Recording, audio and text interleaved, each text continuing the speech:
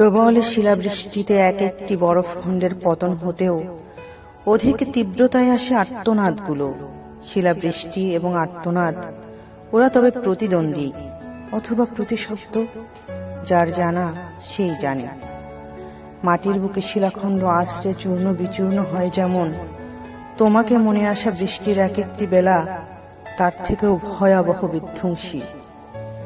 কবি বৃষ্টি নিয়ে লিখে গান, প্রেমের কবিতা, হৃদয়ের সুর, সিম্ফনি অথবা ভিজে যাবার রোমান্টিক গল্প।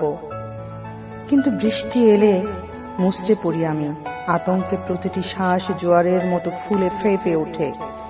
কি যে তুমুল এক যন্ত্রণায় বিদ্ধ হই, ছিঁড়ে ছিটকে যেতে চায় শিরা উপশিরা ধমনী সমূহ।